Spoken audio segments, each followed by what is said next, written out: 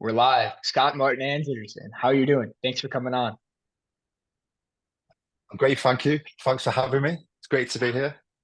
Yeah, it's great to talk to you again. So, for everybody listening, a little bit of context. A couple weeks ago, I was watching a podcast from one of my favorite YouTubers, Hamza. I've watched him for like 3, 4 years, big into self-improvement, masculinity, discipline, etc. And he did this podcast with this guy who I'd never seen before, and it was Scott. And after that, I went down the rabbit hole. I found his Instagram. I sent him a DM because I was like, this dude is a savage. This dude is an absolute killer. I loved his mindset. And I was like, I'd love to talk to him. And that's the coolest thing about just having a podcast, being able to talk to the people who you find on the internet. So that's kind of the first topic I wanted to get into first. So back me up to before you lived with Hamza. How did that situation arise? How did you meet him? And how did you decide to start living together? Yeah, of course. So basically, we trained at like the same gym, and each day we'd see each other. We'll start off with a nod. Then the next day we'd be like, "Hey." Then the next day, a handshake, and the relationship grew from there. And we talked more and more.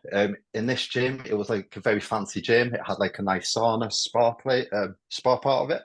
So we would be in like the sauna, and we'd just be talking and talking, and then we just clicked and just hit it off. And I do strongly believe that you attract what you put out. And Hamza's a very similar to me in the way that we think, the way that we operate, the way that we can, how can I say, conduct ourselves. And and that was about 2 years ago. And he lives in the next town.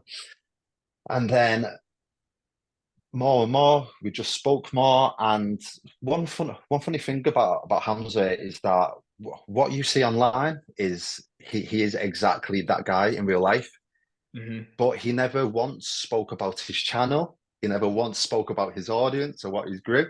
We just clicked, and then it was only as like the relationship grew, I started to see his content, and it was at the time when his content just um, blew up. I think I was speaking to him when he was on 60,000 subscribers. It was a few months after lockdown. Hmm. So I think this would have been 2021. And then it just skyrocketed. And we talked more. And then it got, we started to work on a few things. I was helping him out because I had like a video camera. So I was filming him, doing some bits. And then he went to Bali, and he was over there for I think about 2 months before I arrived. And then he just messaged me and said like, "Look, I need a masculine man here. I need some help with my work.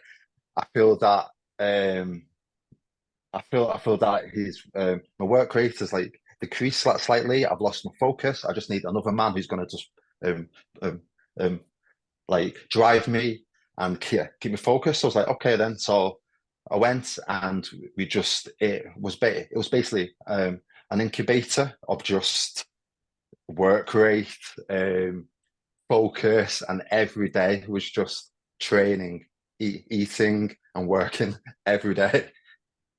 That's so cool. Yeah. And the thing about Hamza being authentic in person, it's not a surprise to me because I think what attracts so many people to his content and to his videos is that he's so raw and vulnerable. Like he doesn't hold anything Yeah, back. And I think that's why I probably found him around the time you met him, maybe like when he had like a couple 100,000 subscribers. Cause yeah, I would have been a freshman in college and like was going through some shit. And like he was that guiding light of like a yeah, guy a couple years older than me who had also been through some shit and figured it out, which is so cool that oftentimes these like super masculine, super successful figures that we look up to, they went through the same shit that 99% of people going through, lack of purpose, drowning in pleasure, cheap dopamine, etc. And yeah, I heard in the podcast with you and him that you had a period in your life before you guys met each other that was similar. So, can you walk me back to like what led to the period where you ended up moving home? Um, yeah, what were the sequences that led up to yeah. that? So, just a concise breakdown. From like the outside, I look like the ultimate success. I owned all these I owned um, a chain of barbershops. I owned a restaurant. I was opening a wine bar. I was in property. I was doing all these things. I had all of the things that you would see from the outside to think that I was successful. But internally, I was dead on the inside. The more that I acquired, the more dead I felt on the inside. So lockdown happened and everything was forced to shut. And it was probably the first time that I was able to slow down and think. And then I slowed down and I was like, what the hell is all of this? I hate it because everything that I built was built because of people's perception of me. Hmm. So I was stuck in this trap of what's it called hedonism, acquiring external things to fill a void that was within. Lockdown happened. I was forced to slow down, and I was like, "What the hell is this? I am unfulfilled." And I just built up all these things.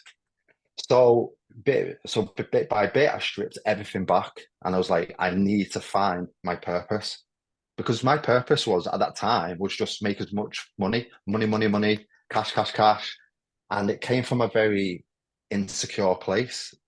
And as I started to look within, I think I was just trying to avoid a conversation with myself. I was avoiding something, and I was keeping myself just occupied to just sort of impress people who I don't like, and so when lockdown happened, stripped everything back, and then yeah, so I thought it's time for change. I looked at myself. I was skinny fat. I was insecure. Um, failed relationship after failed relationship after failed relationship, and I was like, you know what? I need to make the change. And then that's what led me down the health and fitness route. And fitness not only changed my life, but I ultimately think it saved my life. And without that, I don't know where I'd be right now. Yeah, and that's phenomenal. And I know so many people go through that period where they acquire all this external success, all this external validation, and then when they actually take a step back, they're like, "What did I just do? Like, I didn't even build this for myself. I built this for Yeah, everybody's yeah. perception of me." So the fact that you were able to self-reflect and become self-aware enough to do that, that's phenomenal. And when you were in the early stages of making that transformation, going from lack of purpose, not in really good shape, to now, like, if anybody will go and look at your Instagram, look at your conversation with Hamza, listen to this conversation, like the vibe I got was like this dude is an absolute killer. Like he's like a top like 0.01% mindset, discipline, Yeah. health, etc. But clearly it wasn't like that all the time. So in those early days of like making this transformation, what was it like? Like how did you get yourself to how did you find the fuel to make that transformation? Hmm. That's a great question. You know what? I think about this quite a lot, and I think it comes from a place of embarrassment. And it's the same with success. And when you build something, for me, I didn't have the focus, but it always came from a place of embarrassment and a place of lack. So when it comes to my fitness, it was because I felt like I wasn't a man. I felt embarrassed. I felt ashamed of myself. I hated myself and I couldn't look myself in the mirror. I was insecure. I put on this external shell of I'm this successful guy and I'm an entrepreneur and I'm money. And but really deep down, I was just lost and hurt and scared and confused, I think.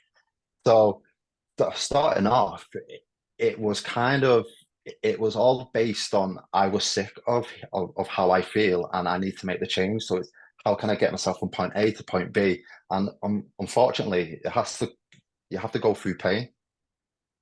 And so it came from a quite of a dark place, I feel. I think sometimes using that negative energy as fuel is even more powerful than positive motivation. The Like best. when I was a junior in college, so this was about a year and a half ago, when I started writing online and like waking up every day at 5 to run, like reading at 6 every day, writing online every day at 7 a.m., then going to classes, then door dashing to make money, etc. And I was like putting myself through this grind. But what fueled me wasn't necessarily the prospect of success. It was the fear of having to go work a corporate job.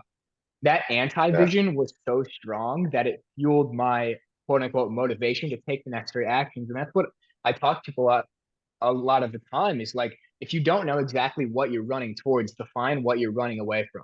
And I feel like with you, Yes. you were running away from that past version of yourself, that insecure version of yourself, that past identity. And so something I think about a lot is like our actions are so dependent on our self-image and our identity. And so I imagine now when you just think of yourself, you look at yourself, you have a completely different self-identity to the identity you had when you were this entrepreneur, external success, but unfulfilled. And so my question is like, when you're going through this identity change, how do you avoid slipping back into the old version of yourself? So again, I think that that's a great question because that is something that I work on every day is my self beliefs and my self identity. And I do find myself at times slipping back into old thought processes.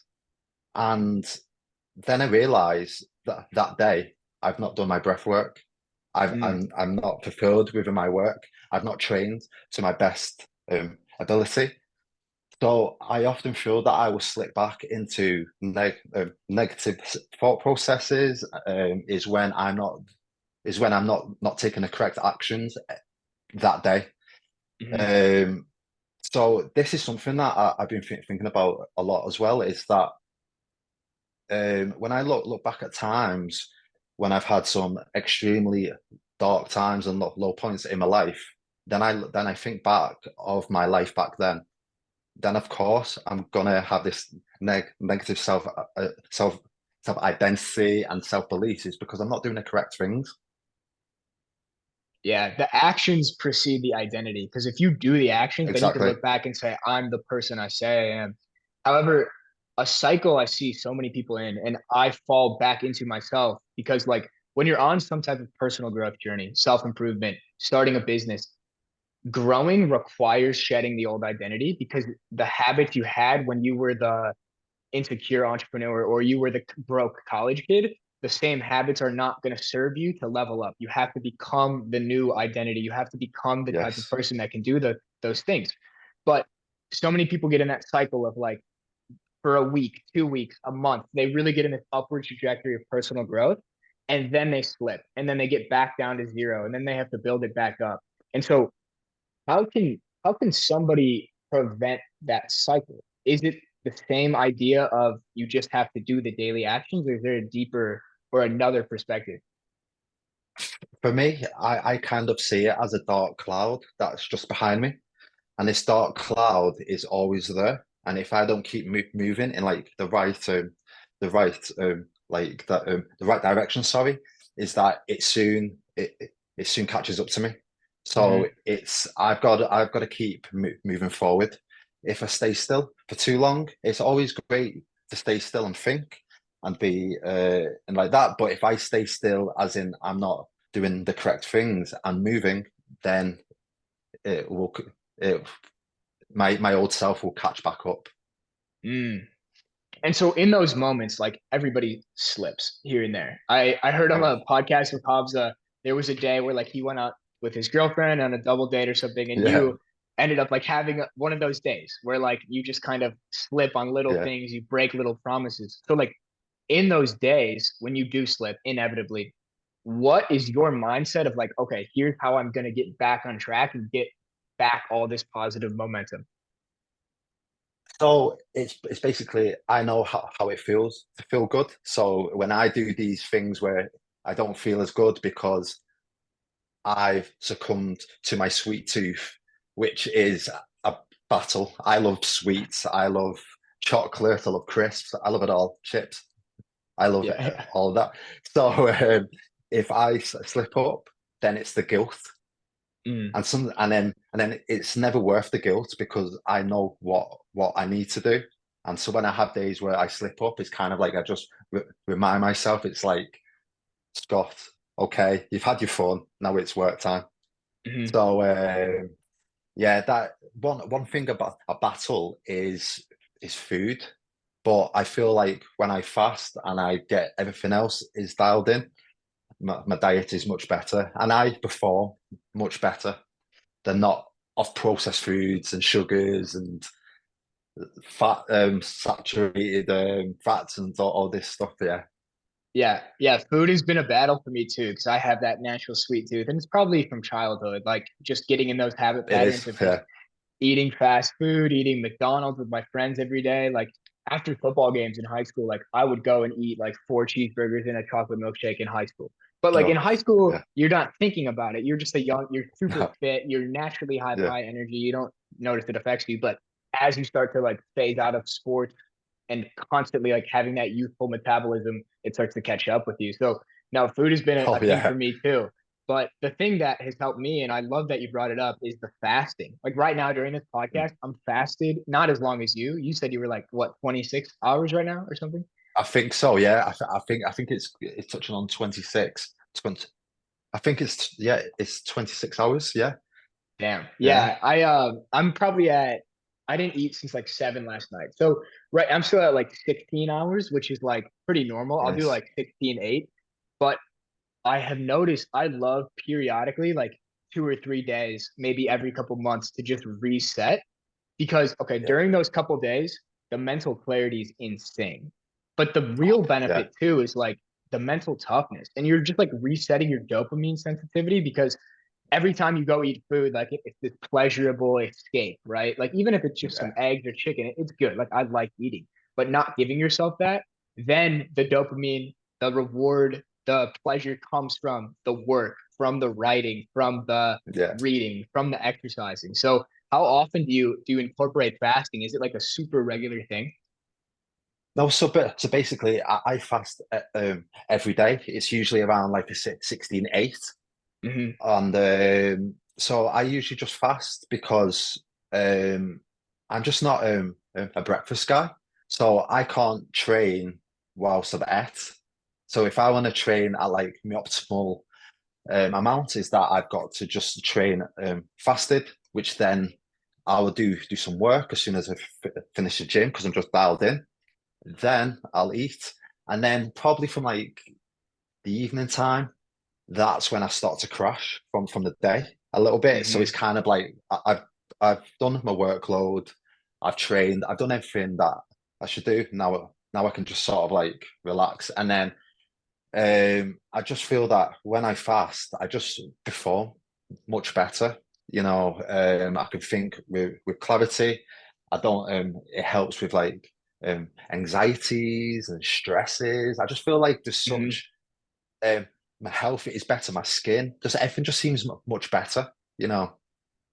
Yeah, and the crazy thing is, like, when you mention fasting to say like the average person in the population, it's kind of a scary thing. Like, Yeah, I was trying to tell my parents like we should do a 24-hour fast one time, but they were like, I don't know if I could do it. I don't think I could do it. I was like, yeah, our ancestors literally fasted for like 2 weeks at a time, and like yeah, they were fine, and they had like way better health than we do. And so it's pretty crazy that like we're so accustomed in society to just like breakfast, lunch, and dinner and two snacks. And like I remember in high yeah. school, I would eat like a super processed lunch. I'd eat like ramen, like Oh, fried chicken, all that stuff. And every day after lunch, it'd be math class. I would fall asleep every single class. yeah, yeah, And facts. now I see like if I want to be focused and dialed, like I want to be dialed for this podcast. I wanted to be dialed writing this morning.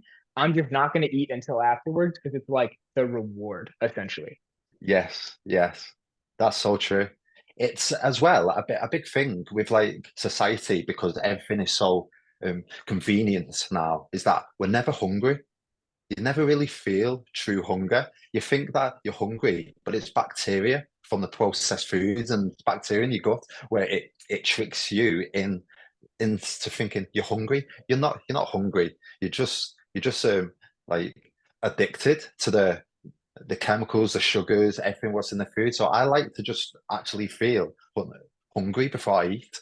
Yeah. And a lot of the time, we're actually not hungry unless you fast.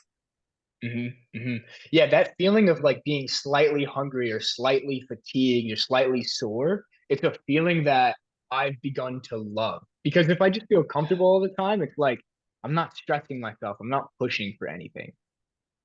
That's so true.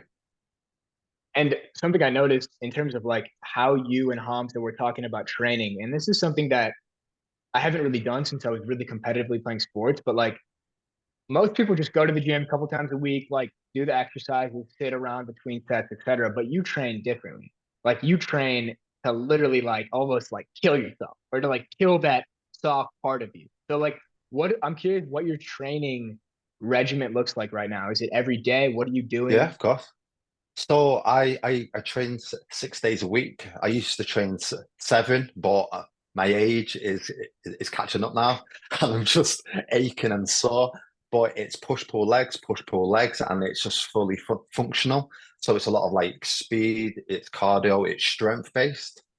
And I just like to get a big sweat on because I feel like the more that I sweat, the better I feel, and it then sets me up for the day. So I start my day by an intense session, and I feel great. So like today, for example, it was legs day.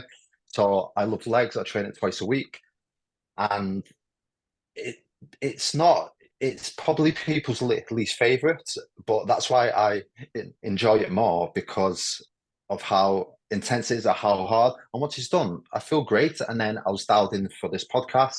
I was dialed in with my work, and I feel great. Yeah, and being able to like train that hard fasted, I mean, to most people that would sound like outrageous. And that's where I just think the mental toughness and mental discipline comes in. But when you're training this hard, I think a lot of people might feel self-conscious about going that hard in a gym, like a commercial gym where people are kind of just like on Oh, machines, on their phone. So like at your gym, are other people going that hard, or is it pretty much just you and Hamza when he's there? um, so so basically, I live by a thing of that. I always have to be the hardest worker in the room. So when I'm in the gym, I always try to just train my hardest. And obviously, I'm at a commercial gym. People look at me weird and people look at you strange, but I'm there to work. I'm just dialed in. I'm focused. Shut off the world. But what happens is people see you training hard, and then it kind of breaks the ice. So a lot of people will speak to me. They'll ask about my training. They'll ask what I'm up to and why I'm training this way. And I don't know. It's just kind of breaks the ice. Yeah, that's you're actually kind of inspiring me to get back into that. I'm supposed to hit legs after this podcast, and I need to push it a little bit more. That's one of the reasons I wanted to reach out to you in the first place, just because like that you need that killer mentality to tap into. Like, sure, you could be calm, and I'm kind of a reserved, more calm dude, but being able to tap into that at times, Yeah. just to show yourself you're capable, it's so important. And I'm like the same. I'm like the same as you. I'm very reserved and calm, but I like to access a part of myself that hmm that I know that I can do X, Y, Z, and that I can train hard, that I can push myself, because I do think at times life can be a bit too mundane and it's a bit too easy sometimes because hmm again everything's accessible, and I feel that we just need to keep ourselves focused with with training hard and discipline, and so that's why I like to access them parts of my brain. Yeah, it's Plus, going it to helps that with dark stress. It place. helps with stress. Yeah, it helps with stress Oh, as well. 100%. 100%. Oh, Like yeah. when you're in some type of entrepreneurial line of work where like you don't have that secure paycheck, you're kind of always sitting in this place of slight discomfort, slight stress. And so learning how to actually navigate that without it letting it consume you is so important. I Oh, think you build that muscle by doing the things you don't want to do. Waking up yeah. early, gym, cold plunge, sauna, those type of things. It's so true. And it's a very thin line as well that if you don't do the correct things, then there's drink, there's women, there's drugs, there's all these Yeah. things, what makes you feel good, and it makes you escape reality. And it happens, I know a lot of successful people where they have fell into these traps. Hmm. So with like the type of person I am, I have to do the correct things. If I don't do the correct things, then I'll probably drift off and do things that I shouldn't. So I have to be extremely strict. So that's Hmm. why I think with stress, you need a good. It needs to be a good output, whether that be yoga, running, training, breath work. You need something to put that somewhere because if not, it just consumes you on the inside. And also, I've learned that if I want to be the best boyfriend, the best friend I can be, the best boss, the best Hmm. partner, I have to train like that because it gets all this.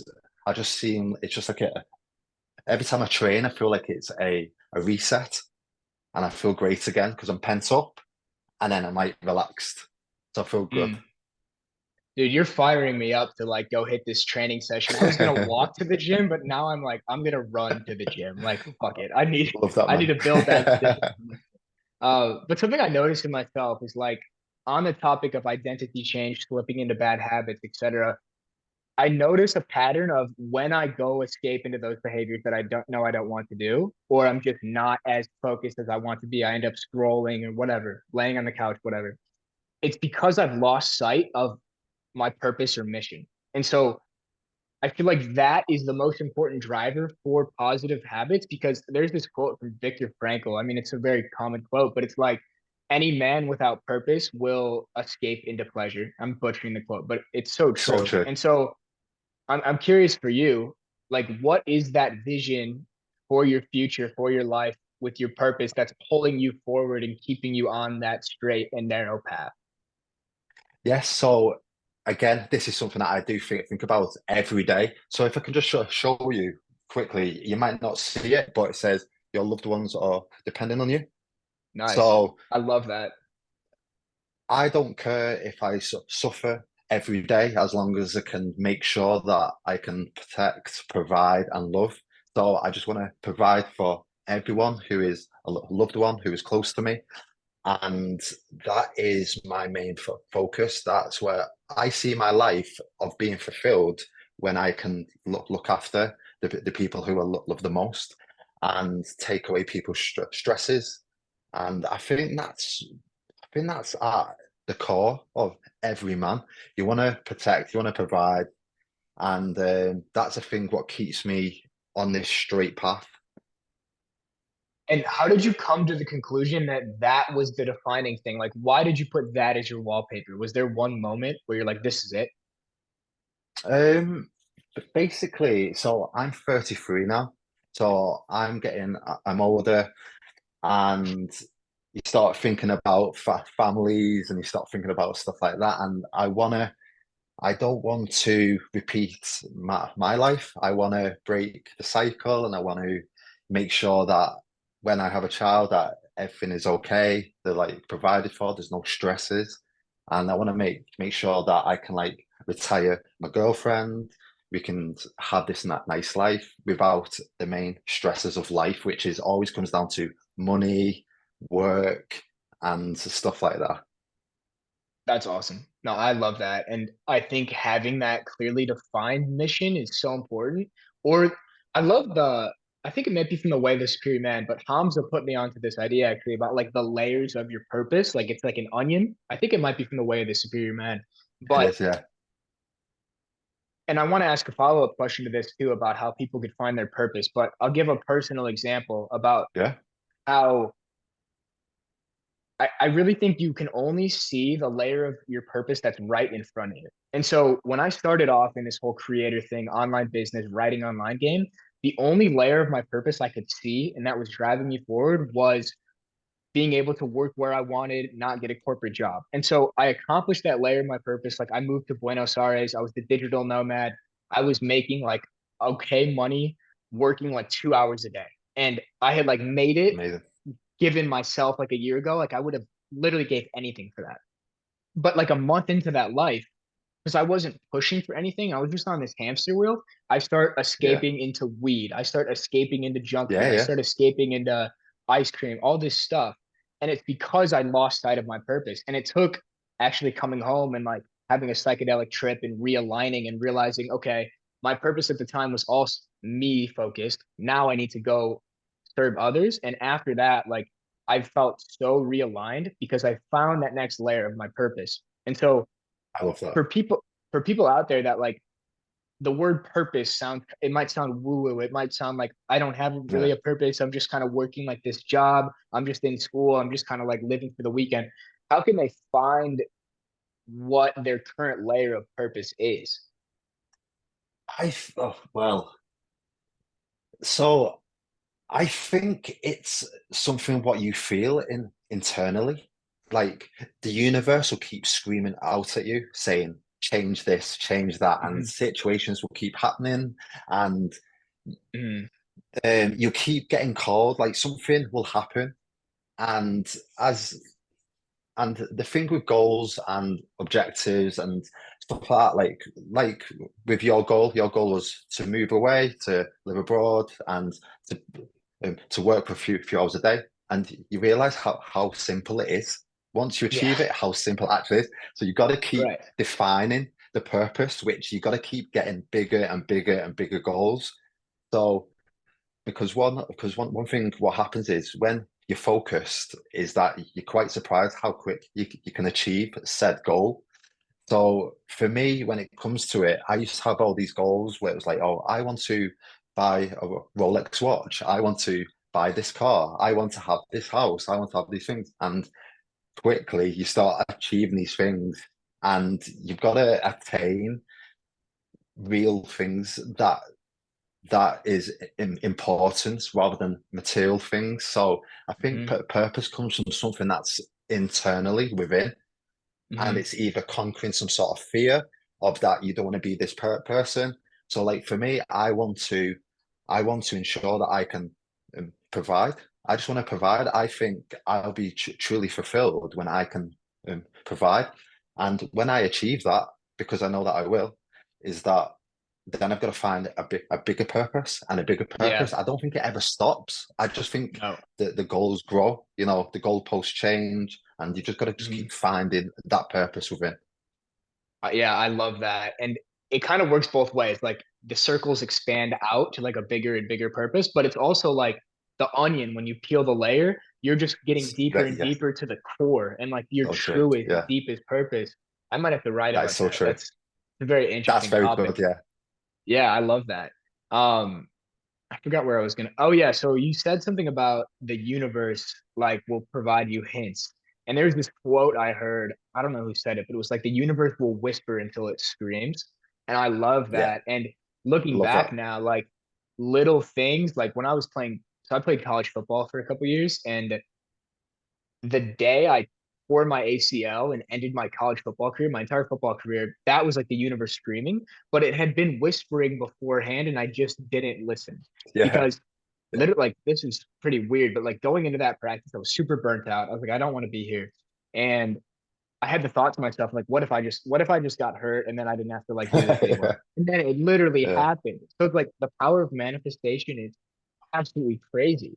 But for you, like kind of going back to that low point, like for me, that low point, that universe screaming at me that I needed to change something was tearing my ACL. Was there like a defining thing that you can look back on and you're like, that was this like crux in my life when everything changed? Oh, yeah. So there's multiple things, and it starts off small, got larger and larger, and these things kept. I kept thinking, why is all these bad things keep happening to me? Why am I so unlucky? Why is this happening? Why is this? And it's because of like my lifestyle. And it was whispering saying, Scott, you have to change. You have to change. And then I think it just got to a point where I was like, I just got so low, like the lowest I've ever felt. And I was like, I have to do something about this. And it's going to take shedding the person who I am and everything that I believe, everything that I think. Change needs to happen because I can't live like this. I can't move forward with this. So I had to change. Yeah. So it was so quite a few things. So a lot of business stuff kept happening, and I owned a few things. So it would start off with staff, then it will start off with bills can't be paid, and all sorts of things, and then my personal life, and it just got worse and worse and worse and worse until it was like came to shove, and I was like, I can't do this no more. Hmm.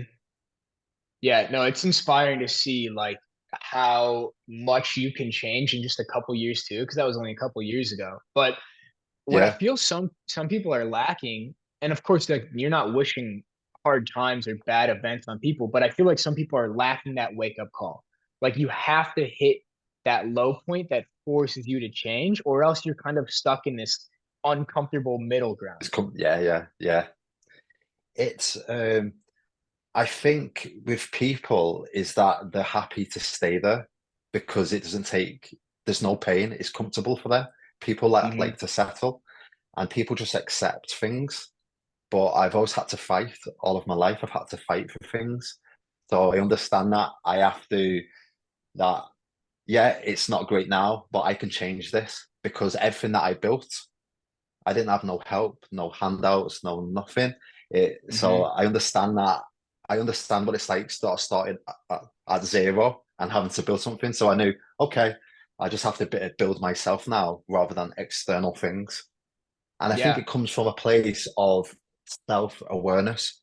I think a lot of people aren't self-aware. You've got to be self-aware of yourself, your environment, to actually feel these things because it's so easy to just ignore it and just settle.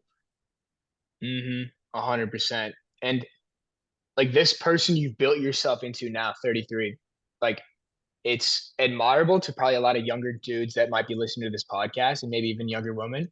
But I'm curious, like what was like 20, 21 year old Scott like? Like what were you in college? Like what was your mindset like at the time? So I've never really had a job. I've always worked for myself. I left school. I didn't get the best grades. I just think school wasn't set up for people like myself. Um, and there's a quote. Is it something along the lines of you can't teach a fish how to climb a tree or something along the lines?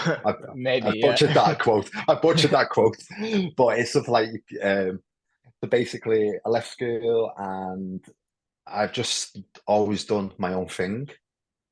And I spent a lot of time stuck in my own head. So I've just always sort of wanted more. I've always had this feeling that I need more. Not that I want Mhm. more, I have to achieve more. I need more. So I've always just worked. I've obviously had some fun times, I've had some good times, but I've always been a bit too, when I look back and if I could change things, I've always been a bit too sort of strict, a bit too harsh on myself. And it's Yeah. probably, I feel like if I could change things and look back, I'll probably be like, don't, don't, don't be so harsh on yourself. It's okay. Everything will be Mm. okay. But I've just since leaving school, I've just done my own thing. Mhm. No, it's admirable. And I realized quickly in school, like I worked a finance internship and I was like working Off, at yeah. this like 1,000 per person company. And I was like, this is just not for me. And so I figured out like a new way to do things. I stumbled down this weird writing online rabbit hole. But for so many young dudes out there that are maybe like 20 to 22 years old and they feel they want something more out of life, but they don't know where to get started. Like where do most guys in your eyes go wrong at that age range? Great question. I think it's by following the crowd, by not following the passion. Because I think if you Mm, speak about your passions and if you do something that you're passionate about, it's more authentic. It resonates more.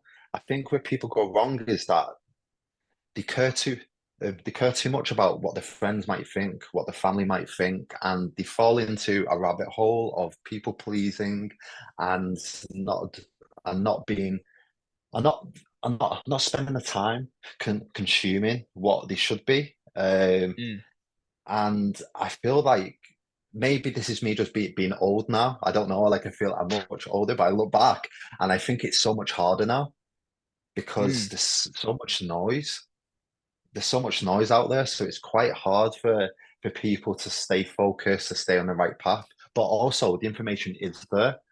hmm Yeah. So it's kind of like just follow what you're passionate about, and everything will be okay in the end. Just turn up every day, and that's all you hmm have to do. Is just turn up. Just turn up and try your best. It's easy Yeah. Yeah. If you do because that, if most you put in the people, effort, yeah, yeah. because most people don't try the best. Most hmm people don't try their best. Most people don't turn up.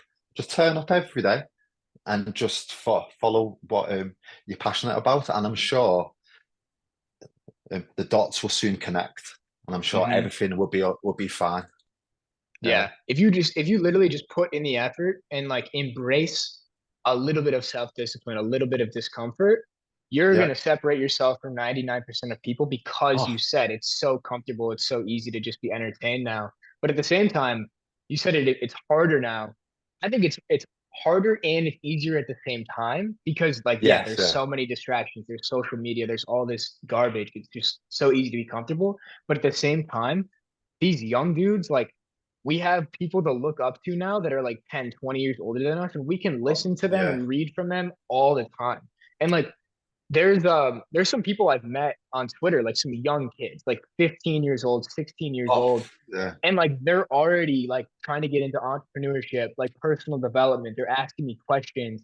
And like I feel like extremely grateful to have dudes to look up to like yourself, like Hamza, like Dan Coe, as a young dude in my 20s that's trying to figure things out. Is like these guys are the guiding light. And so I I'm still 22. I don't know a lot yet, but if like I can give any advice to a young dude out there listening to this, it's like find a couple dudes that are like 10 years older than you, 5 to 10 years older than you, that are living the life you want to live, doing the work you want to do, and have the character traits you want to cultivate yourself, and just reverse engineer everything. Like, what do they So eat true. like?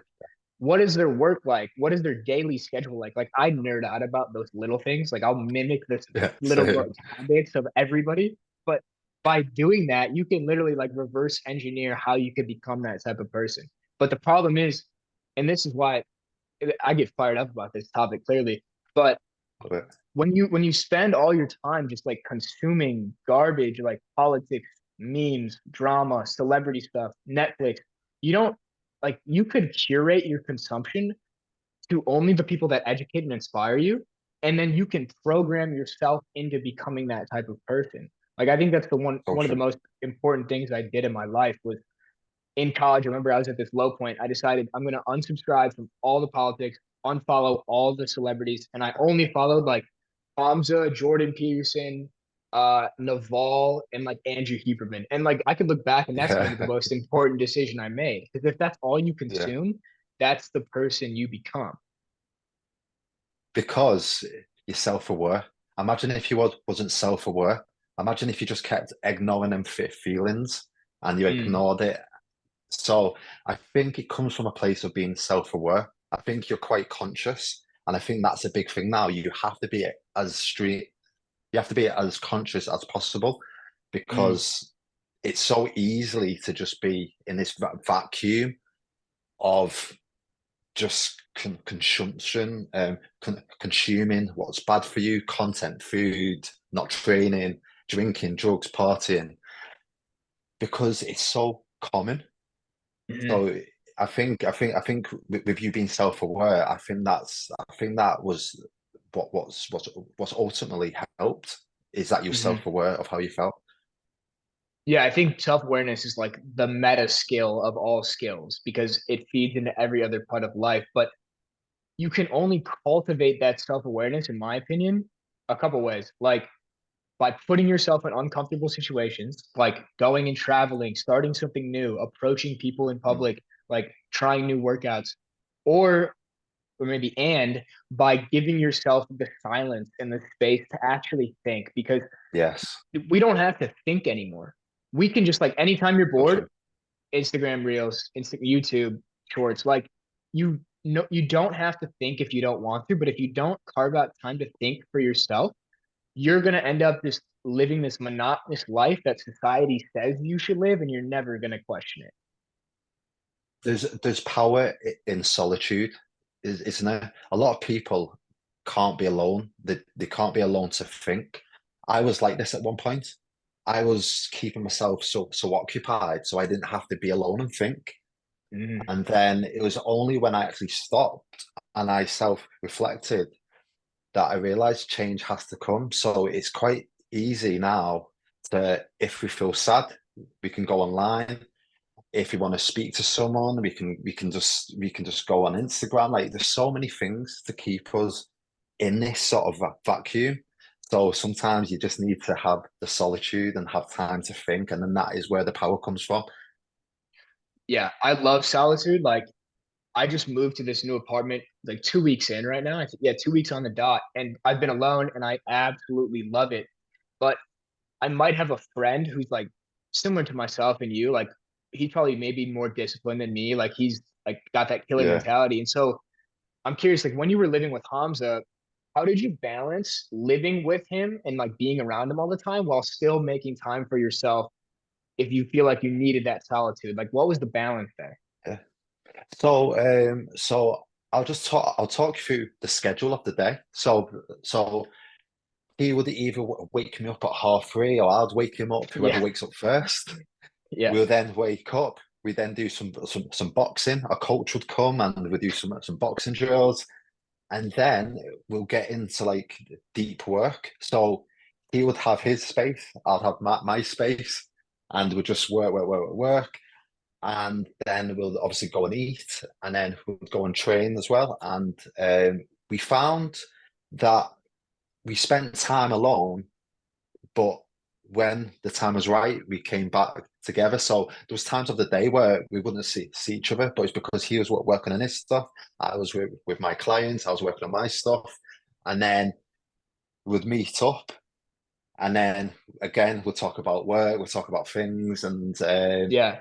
yeah. So it's kind of like you do still need the time alone, and I think you can find the time alone by within your deep work.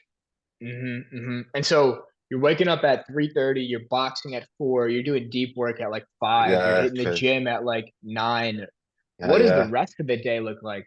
Like, because that's a lot. Like, Empty. you're done with the day by 9 a.m. or 10 a.m., which is a really great feeling. It was, But sometimes that emptiness sometimes can like stress me oh, out. Like, what do I do? no, yeah, yeah. So we would like sometimes we'll be done for about what 10 11 o'clock, and we're like, so now we've got all day now to just have fun. And Mm, what's fun for us? Oh, work. So we'll try and find some work to do. We'll try and find a problem, because sometimes you have too much free time. It's not a good thing. So there was times where we just look at each other and we was like, wow, we've done so much today. What else is left to do? So then hmm. sometimes you can start searching for problems, which isn't a good Yeah, thing either. That's yeah, also a good thing. So it's I just knew that I had 30 days with Hamza. And that I was just going to get as much work done with Hamza as possible. And we basically just bounced off each other. And yeah, we just got to work and just optimized every hour of the day to where we was left with like the evening to read, relax, talk. It was nice, it was yeah. nice. Hard work, but it was nice. And it's so fulfilling when, I mean, I'm not up at 3:30, but like if I'm up at So 5:30 and I know. I finish the deep work and then hit the gym and I'm back by like noon and I don't have any calls the rest of the day, Oh there's no yeah. better feeling than that because it's like you just earned your entire day of freedom. And the cool thing Yes. about like working for yourself too, and like this is one of the benefits that just seems so obvious to us now, but like if you're disciplined and you get up early, and I know you work out first, I like to just work first and then work out. Like if I'm disciplined and focused, I'll be done with work by 9 or 10 a.m. And that's when like Yeah. 99% of people are starting and then their whole day is 8 hours in the work and then they have to hit the gym after. And like you, I really believe you can only actualize your potential or strive for your highest self by working for yourself and starting to create your own schedule. Because then you create space for reading, then you create space for podcasts with people, then you create space for the gym. Like you can't do that in the 9 to 5. No, it can't be done. And there was about 3 weeks of my life where I got a job, and I actually got a job, and something just clicked what you were saying then. And I like remember I was turning up every day thinking, my schedule's gone. I don't have a schedule no more. I have someone Yeah. else's schedule. And I hated it. And I'm glad I'd done that because I was like, I am never getting a 9 to 5 because Hmm. I can't work like that. I can't work like that. I can't do my own thing. I can't train when I want to train. And Hmm. I had to sort of squeeze everything around this schedule, which wasn't my schedule. Yeah. Yeah, I've been thinking about this topic a lot, and like I've started writing a little bit of a draft of a book about like the creator economy, and it's going to be called The Sovereign Creator. I don't know a timeline. Like this is a long-term project, but I wrote about this concept and it could be a little bit controversial, but I'm curious your thoughts about how like in a couple hundred years when like people will be in the creator economy, they'll be able to work for themselves like via the internet, etc. And most of like the baseline needs will be taken care of. I think people will look back on like 9 to 5 office jobs with like a similar distaste for the entire thing as we do of like times of slavery. Because I see it as like mental slavery. Like it's slavery with Oh, yeah. a nice paycheck. And it's a Yeah. topic that it's a little A bit, nice yeah, paycheck. A yeah. nice. It's a topic that like it's pretty controversial, but I do see it as like it's it's a ceiling on your potential as a human being to be confined to literally a box in Yeah. where you work, and metaphorically a box in like what you work on and what you can do and your schedule and everything. You're not free. It's so hard to live like that, I feel, especially for people like us. We're deep thinkers, we're hard workers. We can't be confined. Oh, Hmm. sorry, I've just lost you then. Sorry. Oh, sorry, I'm here. Yeah, Oh, we're so I good. don't think people like oh, we're good. So I Yeah. don't think people like ourselves, we can be confined. And when you try to confine us, we have to escape. We have to break Yeah. free. And again, I think a lot of people just settle and accept that or try to base their life around that. But it's not a life that I want to live. Hmm. Yeah. That's what drove me to start all this too. It was just that thought terrified me when it was just like held. It's like the golden handcuffs. It's like it looks like the greatest thing. Like family's going to be proud of you. Like you get a high paying job. Family's proud of you. Friends are going to look up to you. Like you're deemed successful by society. But to me, like that seemed like a very scary life to live. And I know that there's a Yeah. lot of people out there that feel similarly, but they don't know where to start. And so now that like we're both in the online business space, like for somebody out there that's like, okay, I'm in a 9 to 5 job, I'm in college, I know I don't want to do this forever, but I don't know what to do. Like, where would you recommend they get started with this stuff? Wow. So I think now, again, which I touched on it before, is we all have things that we're passionate about. And I'm going to use Sam Sulek as like an example. Sam Sulek, I don't know if you've seen him in like the gym Yeah, space. I've watched his videos a He little bit. just it's genius content. So basically, he just shares his passion. Hmm. There's no fancy edits. There's no nothing. He sets up his camera and he speaks about what he enjoys. And I think that is so authentic and it resonates with so many people because you feel his passion. So I think the first place is figure out what are you passionate about. Once you find that, which we've all got things that we enjoy, what we're passionate about, then it's thinking about how can I share this? And it might be Hmm. I'll set up an Instagram page, I'll speak about it on my own Instagram page. I will then create videos, I'll do this and do that.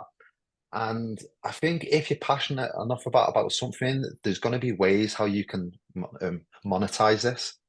Yeah. And it's just like you said before, find these creators who are doing what you want, who have what you want, they do the work that you want to do, and then again, just work backwards. We first engineer what they do, and then again, I think if you just follow your passion, the dots will start to connect, and Hmm. everything will start to make sense for you. And it'll, I think that will help with your purpose as well. I think that will define your Yeah. purpose once you find what you're passionate about. Yeah, I feel like the purpose unveils itself once you just start taking action. Yeah, And you're not going to know exactly what to do either. Like I remember the first couple months I started writing online. I was kind of following the curiosity and the passion of I started to write just for fun to myself, like journals. Then I started sharing newsletters with like 10 friends and family members. Then I started writing on Twitter about like personal development, fitness, whatever I was interested in at the time. And then that led to like, oh, there's this thing called ghostwriting where I could actually write for other yeah. people about these topics. That led to like it, everything compounds on top of each other, but you just have to take the Yes, first step. You just have to take the first exactly. step, and the path will unveil itself as you go. But you can't sit back on the sideline and just think about it. You have to start. You have to step in the arena. Exactly. You just got to take that first step. And once you take that first step, then everything will start to make sense. But you've got to keep taking that step. And then, yeah, that's so true. That's so true. Yeah. And also, as well, a big thing that I want to mention is that for a long time now, I've wanted to start writing. I wanted to start getting my thoughts out of my head. And it was only when I consumed your content, it was like it just clicked for me. I was like, Interesting. you speak about how I feel on the inside about human potential, optimization, all these things, and you just articulate it in such a way where it's inspired me. So thank you. I, Damn, that means a lot. I really appreciate that because, like, you don't actually think about sometimes people reading your writing and like really engaging with it or feeling it. But it's so cool to hear that because you inspired me to get back into the podcast. I've taken a little bit of a break from your podcast with Hamza. So it's so cool how you could just take inspiration from everybody if you're open minded to it.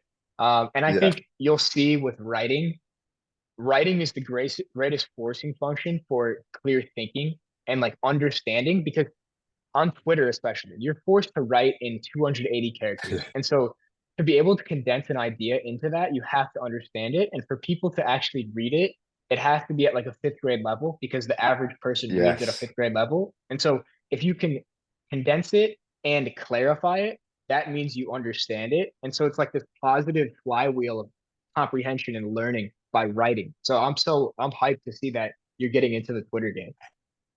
It's you've simplified it in such a way to where it's thought so it like provokes thought, it's thought provoking, sorry, it's engaging and it's motivating as well and it's inspiring. So yeah, that's what gave me the sort of the flick saying I need to write more because there's a lot of things in my head that I need to get out there sometimes, and I think by just putting it down and writing and trying to simplify it, that it is going to help a lot. And it helps with Mhm. the personal brand, it helps with everything else. Everything, everything. I write about Yeah. this a lot for Cortex. Like Cortex is a software company. It'll be like a second brand. It's like Dan Co's startup, and I write for it.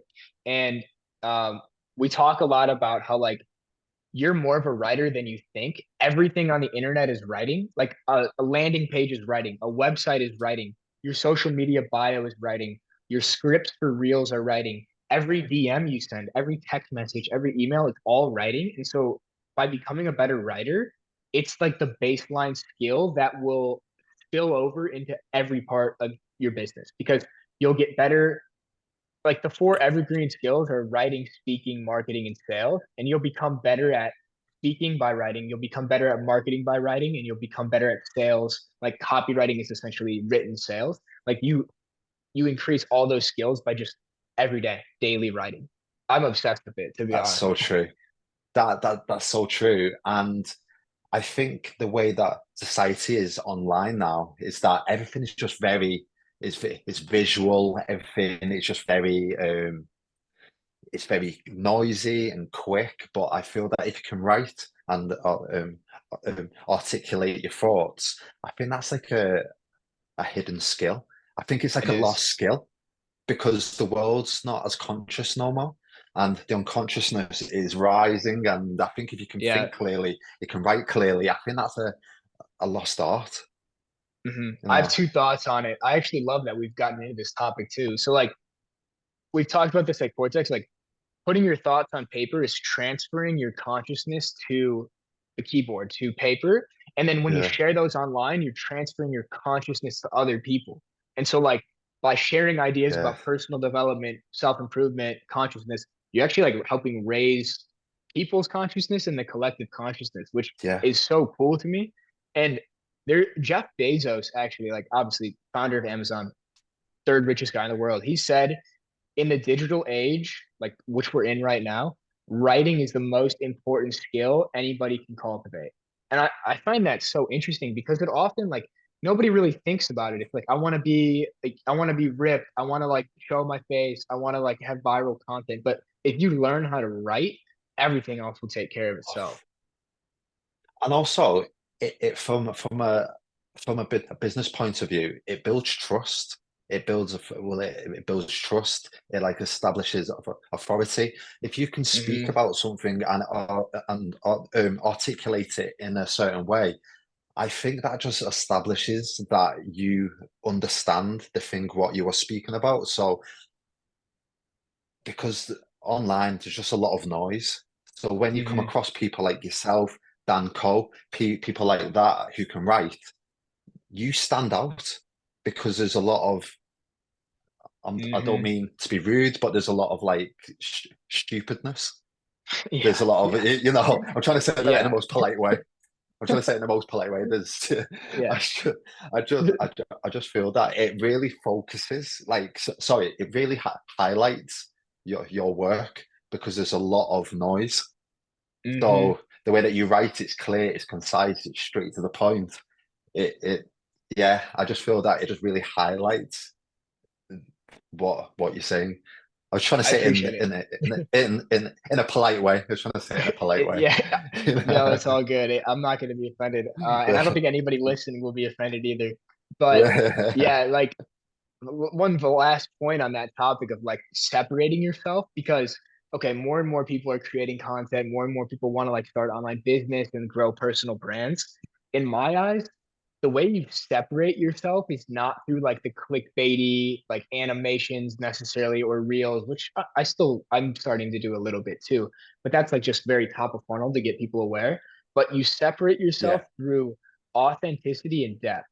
And so if you can go deeper than anybody else in your writing, or you could get on a podcast for 90 minutes and go deeper than just like a little 2 minute Instagram reel or 1 minute Instagram reel, people are investing so much time and energy into listening to you. And so, like, if somebody listens to you for 90 minutes on a podcast, like a few times, they're going to have spent 5, 10, 15 hours with you. And then if your ultimate goal is like to serve them in some way and like sell something on the back end, like teach them something, yeah. the way to convert people from interested to buyers is like to get them over that hump of knowing, liking, and trusting you. And I think you do that with depth. Yes. Yeah, and it's nurturing as well. So it nurtures them. It gives them the information that they need. And when they've consumed your content, it puts them in a place of that. They know who you are, they know how you think, they know Mm, how you work. And like we spoke the other day, and I said that people don't buy the coach. Oh, sorry, people yeah. don't buy the coaching, they buy the coach. So I think if you Hmm. speak with some depth and you're extremely authentic, I think that you will always win because there's a Hmm. lot of unauthentic. There's a lot of people who aren't authentic online. Hmm. So I think if you just be yourself, and I think that will always resonate with your dream clients and people who want to buy from you Yeah, at a later date. 100%. And that, yeah, yeah, yeah. And the quote you said to me the other day has actually been really top of mind. And like I shared it with my cohort too. And like it's a really cool idea that I want to like maybe expand on or something. But that idea of people don't buy coaching, they buy coaches. And when they Yeah, buy coaches, they're buying like your transformation because they see themselves in you and they see where you're at and they see like okay, he was here, now he's here, I think I'm similar, I could get there too. And so the more authentic and real you can be and the more vulnerability you can show, I think that's why the Hamza just best. crushed it because he shared so much detail about like when he was like 18, 17, what he was going through. And like most people are not willing to share that type of vulnerability. I don't think I am, to be honest. But like, So, which is okay. I don't want to. But at the same time, that's why he attracted an audience of millions of young men who are like, damn, I'm literally going through the exact same thing that this guy went through. And now he's just an absolute beast. I think it comes from being relatable. If you're relatable and you've got this zero to hero story, Mm-hmm. people can relate to this and it makes you authentic. And we all go through the same things in life. It might be at different stages, but I think we all experience the same sort of feelings, the same sort of insecurities, Mm-hmm. pains. And I think how these people are so successful is because they're so relatable. Again, I'll just say Sam Sulek and people like Hamza. The content is raw. It's Mm-hmm. no fancy edits. It's nothing too complex, and they're just speaking about themselves and what they've gone through, and it's what we all relate to. It's what we've all been through at different stages, or maybe we're experiencing it now, and we and I think that is all you need is to just be relatable. And I think that is something what's lost in the creator space, as in there's not as much relatable stuff. So when somebody is relatable, it's extremely authentic. And then that's when Mm-hmm. we resonate with it and we want more and more and more. 100%. Yeah, no, you're firing me up to like, I want to go create some content. I want to go hit this gym sesh. Like this, I love conversations like this because they just absolutely give me so much energy. It's awesome. But I think this is So, probably pretty good place to cap it off. But are there any, I know I kind of asked like your advice for young dudes in their 20s, but are there any final words to like somebody who might be in that lower spot or they battle with those like cyclical, self-sabotaging identity changes that maybe a piece of advice you would have needed to hear when you were in that low place a couple years ago? um, okay, so the first thing that comes to my mind is to again, I mentioned it before. Don't be too hard on yourself. Everything will be okay. And I kind of got myself in a place of where I was so harsh on myself. I had this negative self identity. Is that really everything is okay and everything will be okay because I'm doing the Mm-hmm. right things. So it's kind of like just don't be hard, don't be too hard on yourself and just turn up. That's all you have to do is just turn up, just show up every day and just try your best. Mm-hmm. And like and everything that's meant to be is meant to be. I know that's kind of cliche, but from what I've experienced throughout life, that seems to be the sort of thing that it's like what's meant to be is meant to be. Yeah. I think the cliches are cliches because they're rooted in deep truth. So I love that one too. Yeah. I think about it a lot. But last thing, where can everybody find you at to connect with you, follow you, etc.? Yeah, of course. So if you can find me on Instagram at Scott Martin Anderson, and I'm going to be utilizing my YouTube a lot more, which you could find a link in the bio, and I'm going to be sharing more of authentic and relatable content, what like we Nice. just be speaking about. Yeah, Awesome. Yeah, and thanks, I'll man. link all those down below in the description too. So I definitely recommend checking them out. I'll also link the podcast with Hamza where I found you at because his name wasn't in the title, so I had to like do some digging. But that's a really cool podcast too. If you're interested in getting into Hamza, he's good content, great conversation. But anyway, Scott, this was fun. I really Thanks, man. appreciate I you coming appreciate it. on. Hell yeah. We'll maybe Thanks, have to man. do it I appreciate again your in the time. future for sure. Please, man. I'm excited. I look forward to it. And thanks again. Of course. Thank you.